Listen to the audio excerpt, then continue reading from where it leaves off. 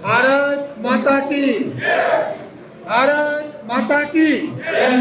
मैं अपनी वाणी एक शेर के साथ शुरू करता हूँ।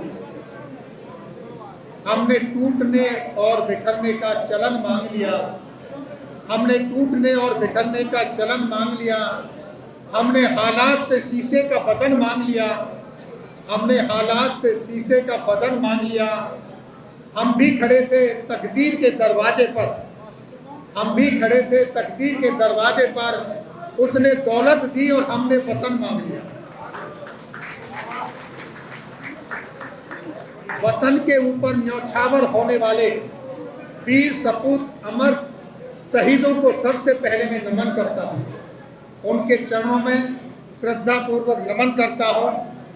उसके बाद सम्मानित मंच पर उपस्थित मुख्य अतिथि, विशेष अतिथि और मंच के सम्मुख मेरे दिग्गज पूर्व सैनिक, मातृशक्ति, वीर नारियां, इन सब के चरणों में शीश झुकाकर नमन करता हूं। आज दूसरी बार मुझे बागपत जिले के जाट भवन में बोलने का अवसर मिला है और ये इतना जो जोरदार आयोजन किया जा रहा है कारगिल विजय दिवस की स्वर्ण जयंती के अवसर पर, इसके संचालन के लिए पूर्व सैनिक संगठन बागपत का बहुत दिल से धन्यवाद करता हूं और उनको नमन करता हूं।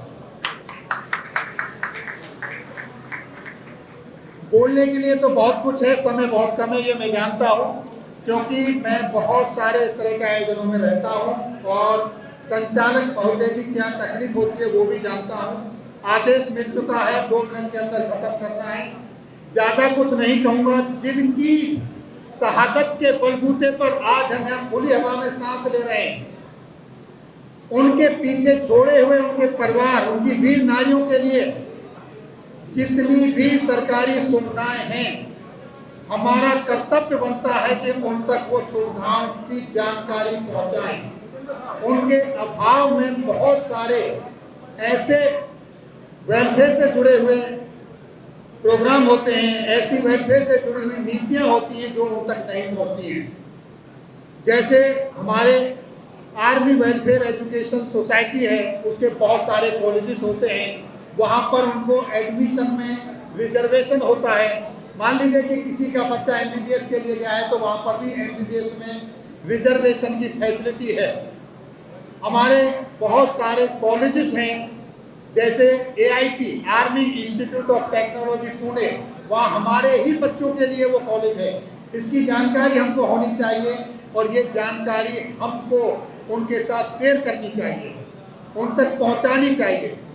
मैं 21 तारीख को इसी तरीके का एक प्रोग्राम हो रहा था गाजियाबाद प्लकुआ के अंदर, वहाँ गया। वहाँ एक समाज सेवी इंडस्ट्रियलिस्ट नरेंद्र अग्रवाल जी हैं। मैं पहली बार उनसे मिला और मुझे जानकारी हासिल हुई कि अपने जिले के अंदर जितने भी वीर नारियां हैं, पैदल कैजुअल्टी के अपने सैनिक हैं, उनको वो 2000 रुपये मासिक पेंशन अपनी तरफ से देते हैं। इस तरह की जानकारियां जन जन तक पहुंचनी चाहिए।